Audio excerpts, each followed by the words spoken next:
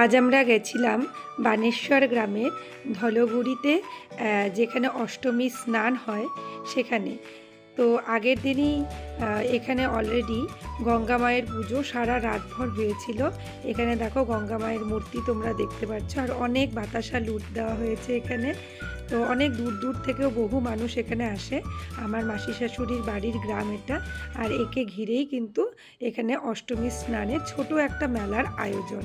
তো আমরা বাড়ির সবাই এখানে গিয়ে উপস্থিত হয়েছিলাম, কিন্তু আমি সময় মতো এখানে স্নানের সময়টাতে ঠিক পৌঁছতে পারিনি, কেননা বাড়ির পুজো, রান্নাবান্না, কাজকর্ম এবং টিউশন, তোমরা সবাই জানো এগুলো কাজকর্ম সেরে যেতে যেতে সেখানে যথেষ্ট টাইম হয়ে যায়।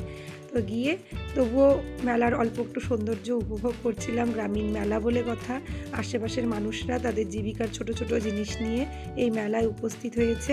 এখানে আমার মামা শ্বশুর, সেও হচ্ছে দেখো অলরেডি এখানে মিষ্টির একটা দোকান দিয়েছে, আর এই মিষ্টির দোকানে জিলাপি খাওয়ার জন্য দূর দূর থেকে লোক এসে হাজির। আর মামা তো দিয়েই সাড়া করতে পারছে না, অনেকেই খুব জিলিপি ভালোবাসে। তো গ্রামে যেহেতু জিলিপি খাওয়ার লোকের কোনো অভাব নেই, তো এখানে জিলিপির একদম ঘিরে প্রচুর ভিড় লেগেছিল। তা এখন আমরা একটু নদীতে যাচ্ছি সবাই মিলে। তো আমাকে মাসি বলে দিচ্ছিল, আমি ওভাবেই নিয়ম করে আর কি এখানে গঙ্গা মায়ের নাম নিয়ে একটু নদীতে নেমে আশীর্বাদটা নিয়ে নিলাম ঠাকুরের কাছ থেকে।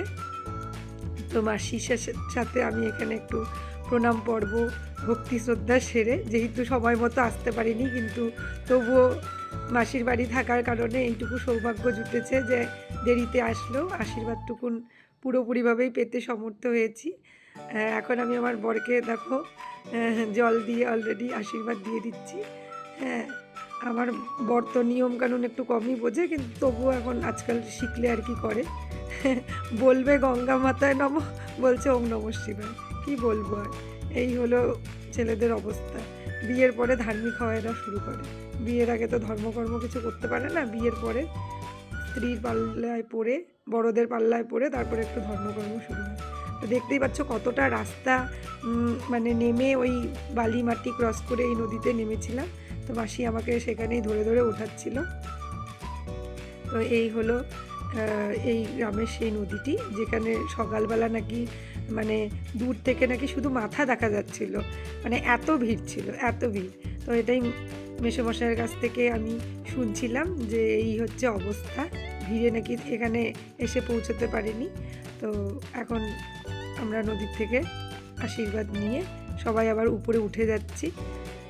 এখন মেলার থেকে সর্বশেষে অল্প কিছু কেনাকাটি করার পালা। এখানে আমার ছোটো মামা শ্বশুরকে, বয়সে খুবই কম, তো এগুলো সব হাতে তুলে দিয়েছি পোজ দেওয়ার জন্য।